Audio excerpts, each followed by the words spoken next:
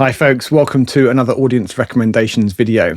I scoured the comments on all of my videos from last year looking for book recommendations that you were particularly enthusiastic about. I thought what I'd do today is go through those recommendations up to a point. I will list them all in the description of the video along with who made the recommendations, but for the most part I'm going to be looking at the books that I actually possess that are on my shelves, and we're going to do those in two categories. The first one is going to be books that I have read and enjoyed myself, and then the second one is going to be books that I do have and would like to read myself, and we're going to talk a little bit about those too.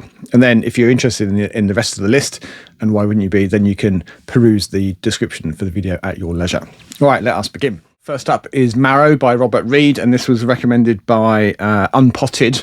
I'll put that on the screen. And I read this last year, I think, and there's at least one, I think maybe more sequels that follow from this one. And this is a sort of, I don't know, big dumb object or alien relic thing. At some point in the not too distant past, humans have found this kind of giant Death Star type moon thing, which is the size of Jupiter. It's enormous, but it's artificial. It's constructed. There's quite a thriving population of people living on this thing, and there are the captains who are responsible for ensuring its smooth operation and that it continues to fly through space and all those good things. And the story is essentially one of plotting and revenge and takeover. And it transpires that a group of the people on the ship, the most capable people on the ship, the captains and some hangers-on, find themselves essentially trapped in the center of this thing, which is a huge space, a not terribly promising environment in which to live, but they're smart and resourceful people, and they're trapped there for a long, long time, to the point where they've had some children and built a life and what have you, but eventually they do escape. So the scale of it's quite mind-boggling. As I say, it's the size of Jupiter. It's pretty damn big. It's easy for there to be parts of this kind of great ship that no one even knows about, and for which the purpose is a mystery. So I like that element of it. I think it's pretty good. Next, a classic is The Mote in God's Eye, which was recommended by Steve Zeidman, who's a pretty regular commenter on the channel, actually. And I've read this many years ago when I was a kid, and I also reread it last year or maybe the year before. And this is a classic tale of first contact, with a slightly strange backdrop of something approaching the British Empire in space. Or that's how it seems to me as a Brit. The structure of the Second Empire, I think it is familiar if you've read things like Hornblower and the Patrick O'Brian books. But as it says here on the back here, it's a spellbinder, a swashbuckler, and a brilliant approach to that fascinating problem, first contact with aliens. And as I remember, there's an approaching sublight ship is detected coming from a region of space that nobody's ever been to before. It's too far away. And when they crack open this ship, there's an alien in there, but it's dead. And we're not sure, if initially at least, if it's just kind of desiccated because it's died on its journey, or if cracking a ship open killed it, or a combination of the two, we don't know. But anyway, the fact of this alien is new news. It's the first kind of sentient alien that humanity's come across, I think, at this stage. And a mission is dispatched to the so-called coal sack. And as it says here on the back here, to the distress of the pious, the mote in his eye, which is the red spot in this so-called coal sack, a region of space, is a ruby red beam of light in the blackness, is revealed to be the blood red sun of the only aliens mankind has ever encountered. Human observers, all too soon astounded by Mote's sexual practices, have many surprises in store. And these Motes have different forms and functions, and there are some little beasties which are kind of like, reminded me of the Tribbles in Star Trek, who are initially quite cute but soon become rather troublesome.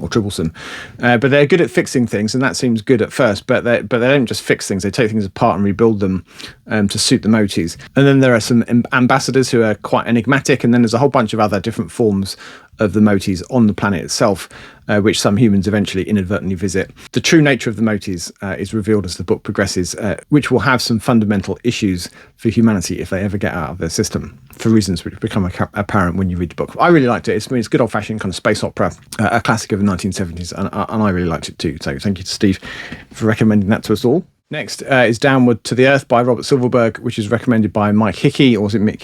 Mike Hickey, which I actually read quite recently. Not directly, I must admit, as a result of Mike's recommendation, but it's been a book that I've been aware of for a while. I've enjoyed the several, must be a good half dozen Silverbergs that I've read, some more than others. And what I really liked about this book was the world building. I think that might be a strength of Robert Silverberg's, from my perspective anyway. His writing is very good and very beautiful prose, but I think it shines even more so when he's talking about describing the environment and in this case, the aliens and the but sort of ecosystem that they exist in. I thought that was really well done. So yes, a really good book.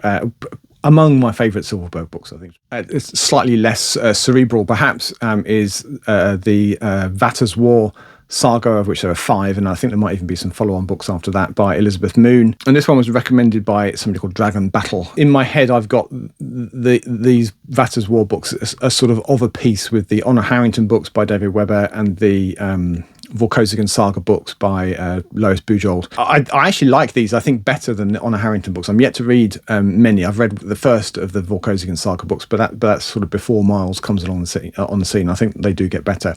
But I like this. So yes, it does have a female protagonist, Kai Vatta, who gets booted unceremoniously out of Space Cadet School, or whatever it's called, military academy, and she sort of goes back to her family with her tail between her legs, partly to keep her out of the way, really, and to keep her out of mischief. She gets given command of an old rust bucket ship, and her basic job is to take it back to the scrapyard to get it broken down for parts and raw materials. So it's a one-way trip, effectively, on this old rust bucket. So she takes command. She's very young, early 20s, I would guess, but she's pretty capable, smart lady. And she quickly earns the trust of her sort of ragtag crew. And then they get into all manner of bother. There's a nascent conspiracy against the Vatta family, which expands and becomes more apparent as the series progresses. I've only read the first 2, I think, at the moment. And so I really like the books, and I really must get on and read the third one, actually. I liked Kai Vatta as a character. I think she's pretty clever and runs rings around some of the people that try to attack and eventually to try to wipe her out. But she does a very capable job of protecting herself and her crew and doing deals where she needs to in order to get by. I really like it. I think she's a strong female protagonist. Slight change of scene. Next is Brian Aldiss's Greybeard, which was recommended to me by Soul's Journey. And I have read this, but it was quite a long time ago. And essentially we're a little bit like Children of Men, or perhaps Handmaid's Tale. The human fertility has fallen through the floor, and there are essentially no more children being born. So this is set in a world where the youngest people are kind of elderly, and we follow a couple, I think it is, a guy known as Greybeard, funnily enough, and his wife Martha, and they're sort of journeying on the river in search of hope, really. So as it says here on the back of the book here, it started in 1981, the year atomic testing in space got out of hand. Slowly the truth dawns. Man has induced sterility in his own kind. Civilization, childless, crumbles inexorably. In scattered little self-contained communities, the old comfort the old. Outside these enclaves, nature comes back into its own, burying the cities and the roads in a riot of vegetation, peopling the land with burgeoning new animal life. And through this strange wilderness, Greybeard and his wife, Martha, journey in search of hope, and hope of a sort they find. But is it possible that the new dawn of man holds sinister possibilities for the remnants of the old order? And it says here on the back here, is elegiac, moving and brilliantly imaginative, Greybeard is one of Brian Aldiss's most outstanding science fiction creations, and it's actually prompted me to think I really ought to reread it. It's not a lengthy book, so it's probably quite quick work. Here's another book that I actually read quite recently, C.S. Friedman's This Alien Shore, and this is a capable space opera. It's set in a farish future, and it's the second wave of human expansion to the stars, the first wave having failed when it became clear that the process of faster-than-light travel induced effects at a genetic level on those who travelled, to the point where it caused a mutated strain of humanity, and different mutated strains depending on where they went in interstellar space and how long they spent there, which has resulted in dozens of colony planets in various stages of development, struggling or thriving, depending on the nature of the variation, because of the effects of that FTL travel. So Earth, kind of discovering this, that these mutations exist, recoils from interstellar expansion, and it kind of licks its wounds back on Earth. And the colonies are left to fend for themselves, some doing pretty well and some barely hanging on. But in the timeline of this book, we're a few hundred years beyond that, and humanity has found a way once more to travel from star to star and through hyperspace. And the ability to do so is restricted to the Space Guild. I forget exactly what it's called, the Guild or something or other. And what I really liked about this book was the general setting. I thought it was really well done. And I thought that the way that Friedman she didn't handle it, she decided to include a bunch of neurodiverse characters in the book. There's a whole planet of them. In fact, one of the variations on this particular colony being sort of extreme neurodivergence, and those what we might consider to be, if not flaws, then disabilities or inconveniences, just part of the way their society works, and they are used to the maximum in order for the society to work really well. So I thought that was interesting, and some of the main characters are from that planet and exhibit those different abilities, let's call them that. And then there's a secondary plot thread about a virus which is attacking the pilots that navigate through the hyperspace, and that was interesting too. So a really good book, a kind of youngish female protagonist, which I know some folks are a bit allergic to, but I didn't object to that in any way. I thought it was great, and I thought she was an interesting character, and I thought it was really well done. There is another one, This Virtual Night, which is out a few years back, and I think I'm right in saying that she's working on a third. I'm yet to read the second book, but I will do, having read this one. I really enjoyed it. Next up is The Holy Machine, which is by Chris Beckett, and that was recommended by the Mojo Corpse, another frequent commenter on my channel. I actually only recently read this, depending on when this video eventually goes out, within the last 2 or 3 weeks, I would say. And we follow a guy called George, who, for reasons that become apparent when you read the book, is on the run in the religiously intolerant countries that border the city where he lives, which is an island of the kind of rational and scientific and atheist. But anyway, he's on the run with his sex robot girlfriend, and sex robots, unfortunately for George, in the outlands where they're now on the lam, are particularly considered to be abominations. And there are some really amusing things. Lucy's kind of programming, she's having difficulty overcoming, despite developing some kind of self-awareness and evolving her programming herself, as she's been programmed to do. And but she still can't fully overcome her programming. So the slightest bit of male attention that's given to her, she responds in the way that she was expected to in the sex robot whorehouse where she works. And George has quite a lot of explaining to do as a result. And eventually his explanations don't survive sceptical questioning of the backcountry folks that live there, and bad things happen, unfortunately, which do tee up the last third or so of the book. And which I thought was very interestingly done. Generally speaking, I like Chris Beckett's writing. This was his first novel, and it was a quick and easy read. Interesting. Probably tries to do a little bit too much in what's quite a slenderish novel by today's standards, but I do think it's very interesting and well done. Quite thought-provoking, that old chestnut. From the sublime, perhaps, to the ridiculous, next is Larry Niven and Joe Pournelle's Footfall, The Masters of Disaster, and that was recommended by User Unfriendly, again, a frequent commenter on my channel. This I read to death, to the point where the copy that I had when I was in my teens literally fell apart. I had to bin it eventually, but I replaced it a couple of years back. I replaced it with the hardback that I just found sitting in a charity shop. I think it cost me a couple of quid. So in this book, the fifth, who are vaguely pachydermal aliens, appear in the solar system, and they attack, and they lob dirty, great big rocks down at us from orbit, and we're pretty much immediately, largely speaking, fucked. And it's a tale of humanity's kind of plucky resistance against the aliens. There's a lot of the aliens, the fifth, kind of misunderstanding what surrender means to humans, and what being a prisoner of war means to humans. And there's some sort of disaster type politics going on, but mainly it's just a massive romp. It's lots of fun, and actually it's been far too long, decades since I've read it, so I really must give it another go. It also contains one of my favourite appearances in science fiction of an Orion spacecraft, which was an actual design which involved a massive steel pusher plate and the firing out of small atomic bombs beneath it. So the spaceship sits on top of the kind of sprung pusher plate, and then it spits out atom bombs out of its backside, and then those explode and push against the pusher plate, as the name suggests, and that gives it the lift. And so it's just a continual stream of bang, bang, bang of atom bombs. So not terribly environmentally friendly, and so you can imagine why that literally never really got off the ground. But it exists in this story, and it's pretty well done, I thought. What else have we got here? So we've got House of Suns by Alastair Reynolds, which I read last year and really enjoyed. I think of all of the Alastair Reynolds books that aren't Revelation Space series, this is the one that I've enjoyed the most. It's we follow some clones, or shatterlings, so-called, of the Gentian family line, which many thousands of years ago split. And there are, I don't know how many, 1,000 of these clones, and they're meant to be wandering the galaxy on their own, collecting knowledge to which they sporadically gather to pool, so that they've got this knowledge which is important for sort of trading around the galaxy to maintain the wealth of the family. And there are two clones here called Campion and Purslane, who are illicit lovers, who are late to one of these sporadic every 100,000 years or so gathering. They get into trouble, or they're worried about being in trouble for being late, and also for cohabiting, which is a no-no amongst the Gentian line. But when they get to where they're meant to be, no one else is there. Everyone's been either destroyed. There were wreckages of ships and God knows what else in this particular solar system.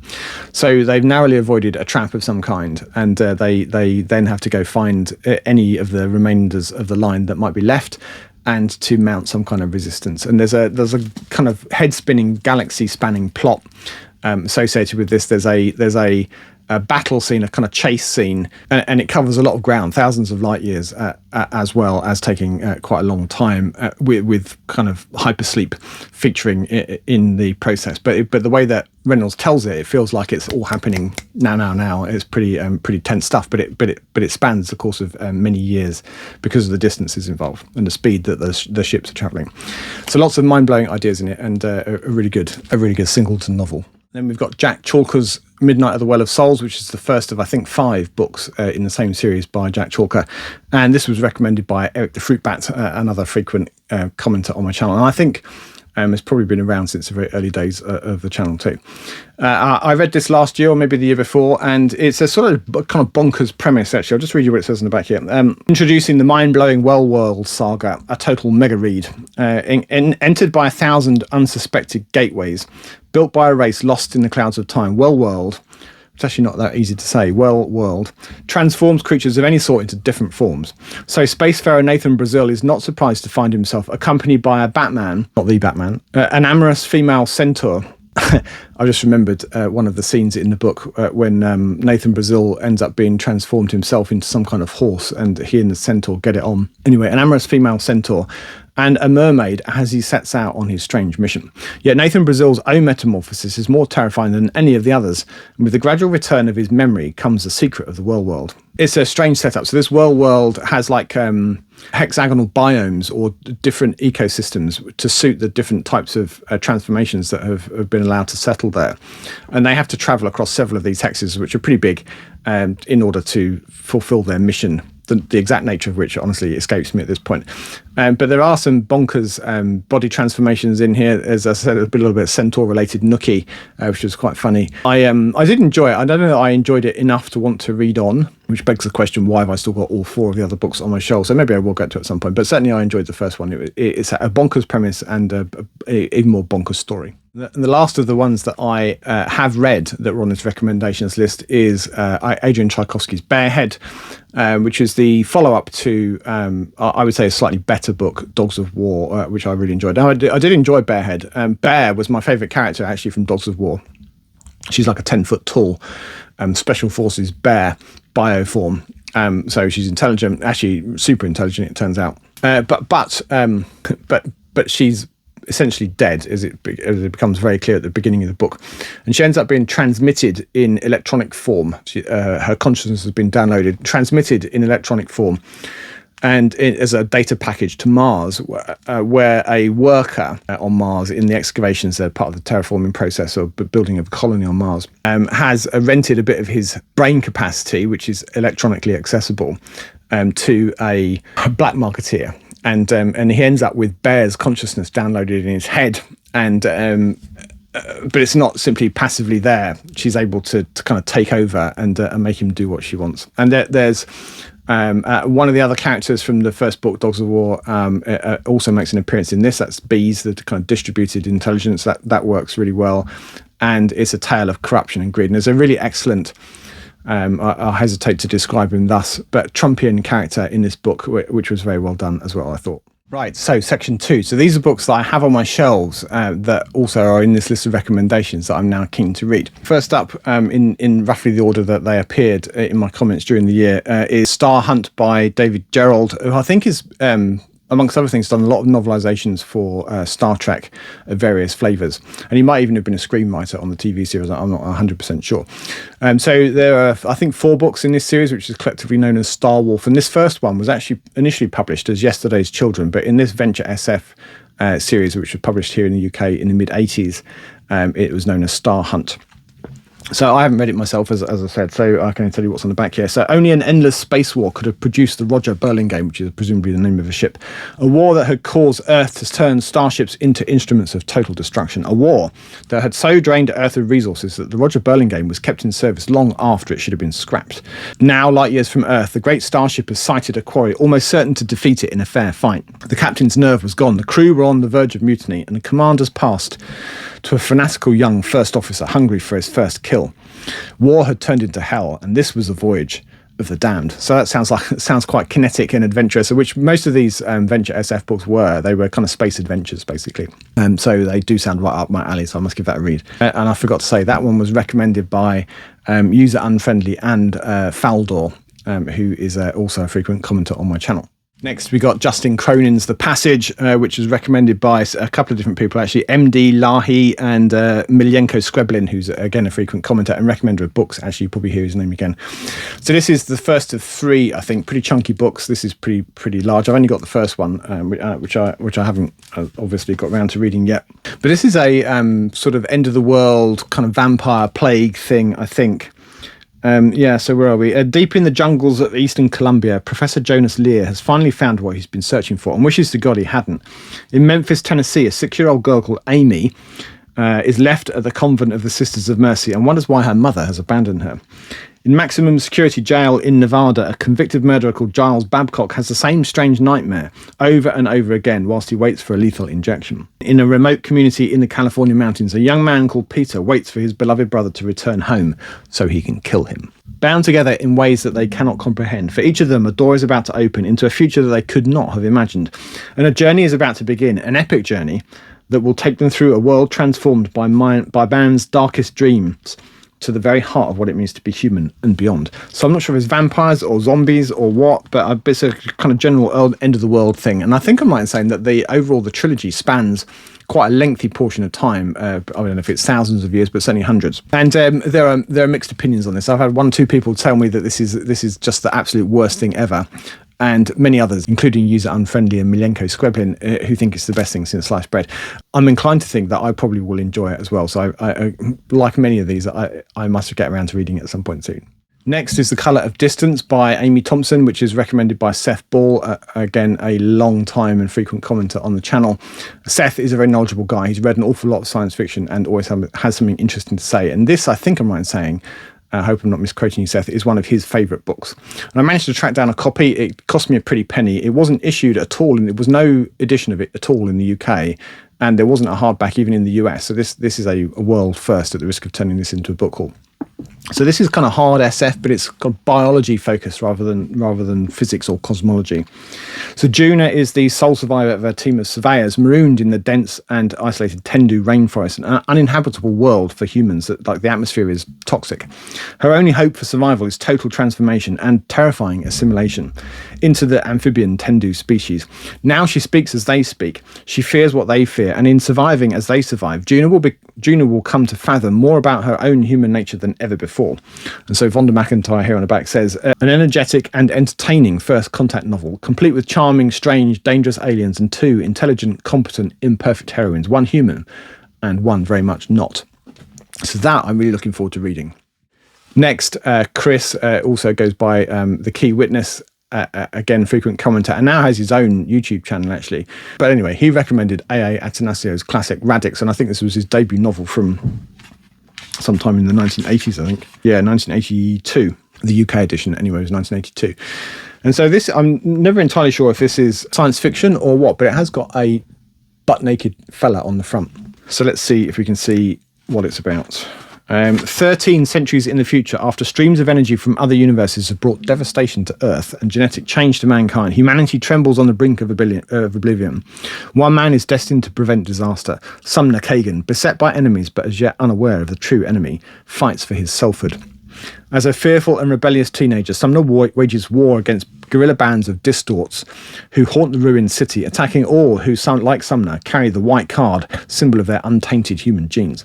I'm not going to read the rest, but so it sounds like science fantasy with hints of science fiction, and allegedly it's quite a challenging read. I haven't read any of his books. In fact, I think I've only got one other on my shelves at the moment. But this is the acknowledged classic, I think, of his oeuvre, and I should really get around to reading it. Next, we got Creation Node, again recommended by Milenko Skreblin, and he's a big Stephen Baxter fan, big hard SF fan in general, actually. But he, I think, worships at the altar of Stephen Baxter, and he's been at pains on actually more than one occasion to recommend Creation Node to me. So in this one, in the year 2255, a woman named Salma, 20 years old, is the first fully to see with her own eyes, albeit moderated by her ship's instrument, the object called Planet 9. See but not recognise what it is, or not yet. Planet 9 wasn't a planet or the ninth of anything. Briefly thought to be a black hole, it suddenly changes, expands and sends a message. There's something waiting on its surface, something not quite human. As the ramifications of this event spread across the elements of a fractured humanity, it's clear that the small crew on the spot are at the centre of the most dramatic discovery in history. But that is not the only inexplicable event. Impossibly, at exactly the same moment, a galaxy centre quasar has appeared 25,000 light years away, pouring heat into the solar system. If the enigma of the Creation Node is not solved quickly, there may be no one left to investigate it. The next book is H. Beam Piper's Space Viking, which is recommended by Torsten Frank, and I don't actually have a copy of it on my shelves, although I really would like to get it. So I'll try and give you a flavour of what it's about here by looking at my laptop down here. So the background for this is there are 10,000 refugees from the losing side of the big war fled far beyond the boundaries of the Terran Foundation and colonised the planet Excalibur. By the beginning of Space Viking, they've expanded to a handful of sword worlds, so called because they're named after legendary swords, and have grown to a total population of 3.5 billion. Organised in a feudal system of kingdoms, duchies and other small states ruled by frequently warring noblemen. Despite their isolation and the political instability, the inhabitants managed to retain a high level of technology, which is handy, including spaceflight. One day, a starship rediscovered the old Federation. Civilization had collapsed, presumably due to the war. Many of the planets had regressed to varying stages of semi-barbarism. And taking advantage of the situations, the Space Vikings, reminiscent of course of the Norse Vikings, proceeded to raid the poorly defended Federation worlds over the next 300 years for loot. So that's the background for the novel, and then there are 3 parts to the story, and I gather it's kind of swashbuckling space opera type fare. Lots of blood-curdling Viking action, but in space. Next is Molly Zero by Keith Roberts, which was recommended, in this case, by Cheryl McCutcheon. Keith Roberts is an author that I'd probably never heard of, going back a couple of years before I started focusing on science fiction for this channel. And although I have read a bunch before that, but never Keith Roberts. And I've enjoyed the couple of his that I have read. And this one is set in as it says here on the front cover here, Britain, 200 years from now, under martial law, and one girl wants to break free, presumably the Molly Zero of the title. I did wonder about it being set 200 years in the future and helicopters being the best we can do, but still. Raised, tested, trained and indoctrinated in the blocks, Molly Zero is being groomed for the governing elite. Rebelling against her fate, she flees, an innocent searching for truth. Molly finds the world outside the blocks alien and frightening. Her flight plunges her first into the heart of a small community. Next, attracted by their eccentric gaiety, she joins the travelling gypsies roaming the country in commercial air-cushioned vehicles. Hovercraft, I assume. And then Molly gets caught up in urban terrorism, as you do. A most vivid extrapolation, a splendid read, says the Daily Telegraph, and one of the best ever British science fiction writers, says the Guardian. So I don't know if that's one of his kind of best works, but it does sound like fun, and she sounds like a great laugh. And then we've got The Fall of Tartarus by Eric Brown, which was recommended by David Cruces. And Eric Brown's an author. I've only read 1 or 2 of his books and some short stories, but I did really enjoy them. And I should really read some more. So on the back here it says, in myth, Tartarus was the lowest region of hell. So low, it was said, that an anvil dropped from heaven, having taken 9 days and nights to reach Earth, would take a further 9 days and nights to reach Tartarus. In reality, I'd heard many a tale about Tartarus Major, how certain continents were technological backwaters 500 years behind the times, how the church governed half the planet with a fist of iron, and yet how, across scattered islands and sequestered lands, 1,000 bizarre and heretic cults prospered too. I'd heard how a lone traveller was hardly safe upon the planet's surface, prey to wild animals and cutthroats. Most of all, I'd heard that in 200 years, Tartarus would be annihilated when its sun exploded in a magnificent stellar suicide of a supernova. These are the stories of the people who are leaving Tartarus, those who have decided to stay, and those who are arriving on the planet for the apocalypse. So I don't know if that's in the form of kind of short stories or if there's a through plot or what, but it sounds like an intriguing setting. Next to be recommended are the Sector General books by James White, which I am super keen to read, but I don't have a single one of them yet. And they were recommended by Luis Nogueira, who I think lives in, I'm going to say Brazil, but certainly South America somewhere.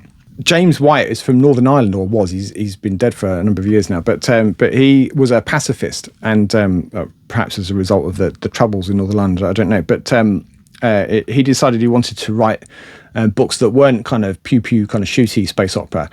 And so his idea was to set Sector General, which is a kind of space hospital, a gigantic multi-species hospital space station, no less, founded as a peacemaking project by two heroes from opposite sides of humanity's only full interstellar war. The hospital accommodates patients and staff from dozens of species with different environmental requirements, behaviours and ailments. But I think essentially each of the books contains some kind of sickly alien or other, and the rush to find out what is that's wrong with them and how to fix it, and probably there's kind of high stakes for some reason because of the nature of the individual concerned. So but I have heard a number of people say that they're really good, and if I ever see any in the wild, then I'll certainly be nabbing them.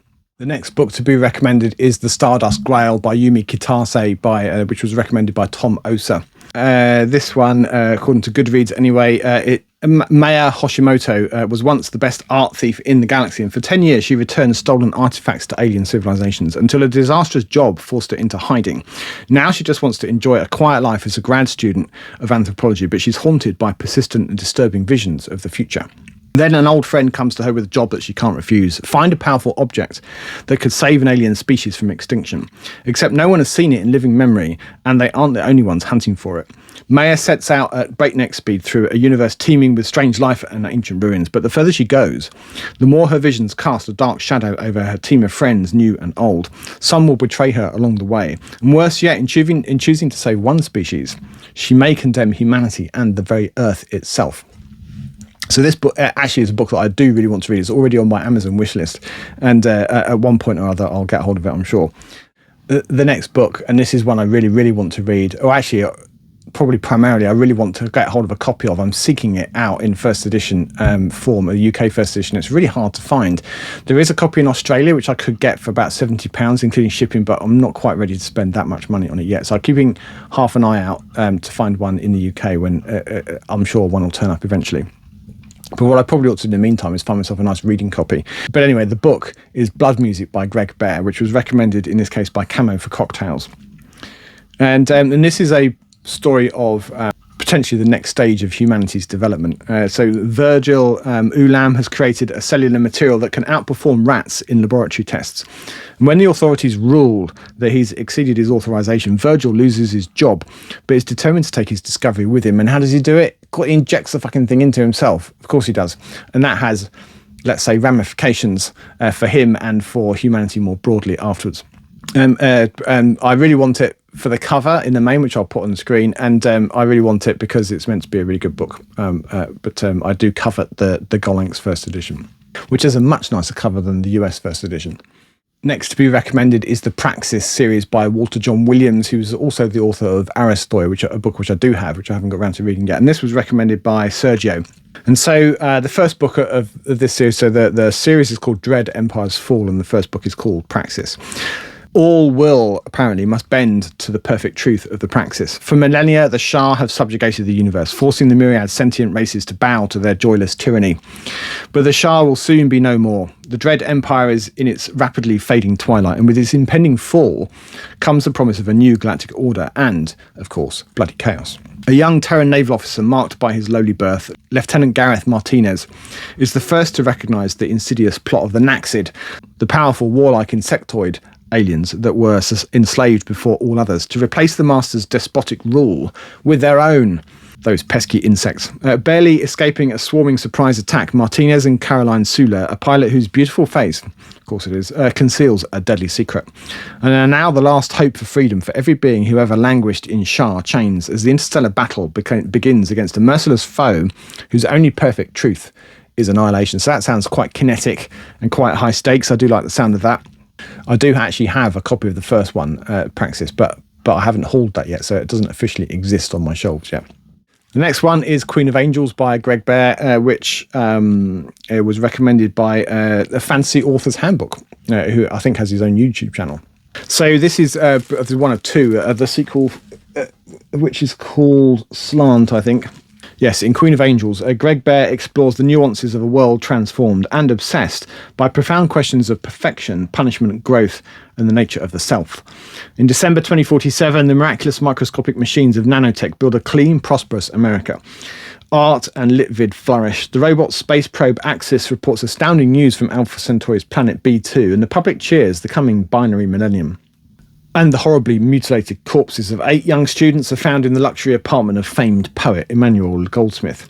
Modern forensics prove Goldsmith's guilt, and the LAPD Inspector Mary Choi is assigned to apprehend the missing killer for mandatory therapy before the poet is captured by the Selectors, a network of vigilante fanatics who use neural torture on those considered mentally impure, and so on and so forth. And there's a lengthy blurb which I won't read to you all.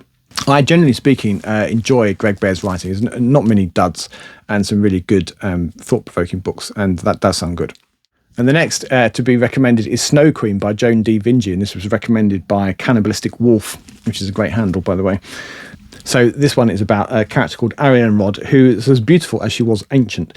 She ruled Tiamat, whose twin sons circled the Stargate that linked her world with a galaxy-spanning empire, but the Stargate was closing. The Offworlders, who both enriched and dominated Tiamat, would leave soon. The rule of the Winterfolk would give way to that of the semi-civilized Summers, and Arianrod's reign and her arcanely prolonged life would end. The Snow Queen, though, had planned against this time, secretly cloning an heir to be brought up amongst the Summer people. Moon Dawntreader grew up ignorant of her Snow Queen heritage, and yet was drawn to fulfill her destiny in the ancient city when Arianrod held court, contending with the new queen for the body and soul of the man who loved them both. Astonishing, lyrical and vast, The Snow Queen is certain to be amongst the most celebrated fantasy masterworks of the decade. Hugo winner Vinci has fashioned a world as intricately realised as Herbert's June, that's a kiss of death as usual, as resonant as Le Guin's Winter, rich in the smells and songs of a planet as real as our own. It is a brilliant tapestry of idea, character and adventure that stands firmly in the tradition of today's bold worldcraft science fiction. It is a classic, and I really must read it. Like I say, there were a bunch more recommendations that I harvested from the comments of last year, but there isn't time for me to talk about all of them. So I will list the whole lot in the description for the video, and you can read that at your leisure. Did any of those pique your interest, or any of them float your boat? Do you now want to go and read them? So I basically want to read all of those, so I've got a bit of reading to do. Thank you to all of you that have taken the time to leave a recommendation. I do really appreciate it, and hopefully the rest of you have enjoyed hearing about those recommendations too. As always, thank you for watching, and until next time, goodbye for now.